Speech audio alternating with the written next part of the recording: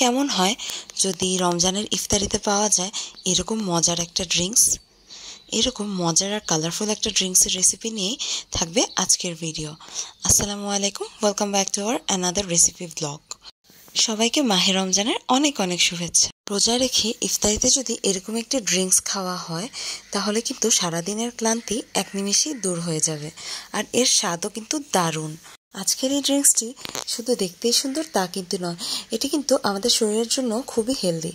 So without any further delay let's get into the video. প্রথমে আমি একটি প্যানে পর্যাপ্ত পরিমাণে পানি নিয়ে নিচ্ছি, আর এতে দিয়ে দিচ্ছি হাফ কাপ পরিমাণ সাবুদানা। এই সাবুদানাটাকে আমরা সিদ্ধ করব, আর সাবুদানাটা দিয়ে দেওয়ার সাথে সাথে সাবুদানাটা আমি একটু নেড়ে নিচ্ছি। এই পর্যায়ে নেড়ে না নিলে কিন্তু সাবুদানাগুলো দলা পাকিয়ে যাবে। চুলার আঁচ লো টু মিডিয়ামে রেখে আমরা জাল দিতে থাকব।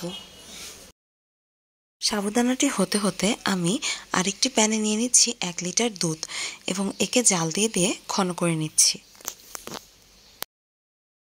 এদিকে আমার সাবুদানাটা সিদ্ধ হওয়া শুরু করেছে, তবে এটি এখনো পুরোপুরি হয়নি। এটি সিদ্ধ করব যতক্ষণ পর্যন্ত না সাবুদানাটা স্বচ্ছ হয়ে যায়, অর্থাৎ সাদা কোনো ভাবেতে না থাকে। সাবুদানাটি এরকম স্বচ্ছ হয়ে এলে আমরা চুলাটি নিভিয়ে দেব এবং একটি স্ট্রেইনারের সাহায্যে একে ছেঁকে নিব। ছাকার পর একে ঠান্ডা পানি দিয়ে ধুয়ে নিব যেন আঠালো ভাবটা দূর হয়ে যায়। দুধটা ঘন হয়ে এলে এতে আমি দিয়ে দিচ্ছি 1/4 কাপ চিনি। এই 1/4 কাপ চিনি দেওয়ার পর আমি এটাকে ভালো মতো নাড়তে থাকবো যতক্ষণ পর্যন্ত চিনিগুলো ভালো মতো মিশে না যায়। এবার একটি কাপে আমি 1.5 টেবিল চামচ কর্নফ্লাওয়ার ও কিছু পরিমাণ ঠান্ডা দুধ নিয়ে নিচ্ছি এবং এই দুটোর মিক্সচারকে খুব ভালোভাবে মিক্স করে নিচ্ছি। এরপর এই মিক্সচারটা আমি দিয়ে দিব আমার সেই ঘন করা দুধে। এটি দুধটিকে আরও দ্রুত সময়ে আরও বেশি ঘন করতে সাহায্য করবে।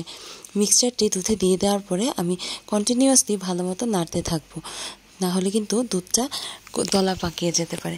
এই জন্য খুব ভালোভাবে আমি নাড়তে থাকবো। দুধটি যথেষ্ট পরিমাণ ঘন হয়ে এলে আমি চুলাটা নিভিয়ে দিচ্ছি। এবার একটি কাপে আমি নিয়ে নিচ্ছি কিছু পরিমাণ চিয়া সিড। এই চিয়া সিডটা টোটালি অপশনাল, আমার ভালো লাগে তাই আমি নিচ্ছি। আপনারা পছন্দ করলে দিতে পারেন, আর না করলে স্কিপ করতে পারেন। চিয়া সিড নিয়ে আমি এটাকে ভিজিয়ে রাখবো। চিয়া সিডটা ভিজতে থাকুক, এদিকে আমি আমার দুধ এবং সেই সিদ্ধ করা সাবুদানাটা কিন্তু ফ্রিজে রেখে দিয়েছি। অ্যান্ড ওগুলো ঠান্ডা হতে হতে আশা করছি চিয়া সিডটাও ভিজে যাবে। তো দুধ আর সাবুদানা পর্যাপ্ত পরিমাণে ঠান্ডা হয়ে গেলে এবং চিয়া সিডটা ভিজে গেলে এখন সব কিছু অ্যাসেম্বল করার পালা। প্রথমেই আমি একটি বাটিতে নিয়ে নিচ্ছি সেই ঠান্ডা করা দুধ। এরপর এতে আমি অ্যাড করে দিব চিয়া সিডস ও সাবুদানার সেই মিক্সচার। এরপর আমি কিছু ফ্রেশ ফ্রুট কেটে নিচ্ছি। আপনারা এখানে যে কোনো ফল ইউজ করতে পারেন। আমি আজকে ইউজ করছি আপেল, কলা এবং আনার। এছাড়া আপনাদের অন্য যে কোনো ফল পছন্দ হলে কিন্তু আপনারা এখানে অ্যাড করে নিতে পারেন। আপেলের পর এখন আমি কলা কেটে এখানে দিয়ে দিচ্ছি।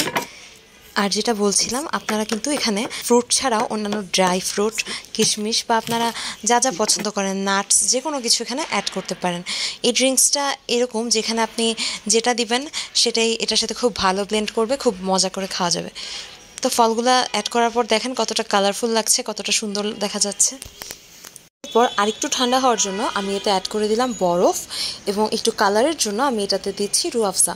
রুয়াফজা ফ্লেভারটা আমার খুবই ভালো লাগে, এজন্য আমি অ্যাড করছি। কেউ যদি রুয়াফজা পছন্দ না করেন সেই ক্ষেত্রে কিন্তু আপনারা রুয়াফজা স্কিপও করতে পারেন। সব কিছু অ্যাড করা হয়ে গেলে আমি খুব ভালোভাবে এটাকে মিক্স করে নিব। মিক্স করা হয়ে গেলে কিন্তু আমাদের শরবত রেডি। এখন আমরা একটা গ্লাসে করে এটাকে সার্ভ করব, আর এটাকে ঠান্ডা ঠান্ডা সার্ভ করলে কিন্তু খুবই ভালো লাগে। তো আপনারা সার্ভ করার আগে আরও কিছুক্ষণ ফ্রিজে রেখে ঠান্ডা করে নিতে পারেন।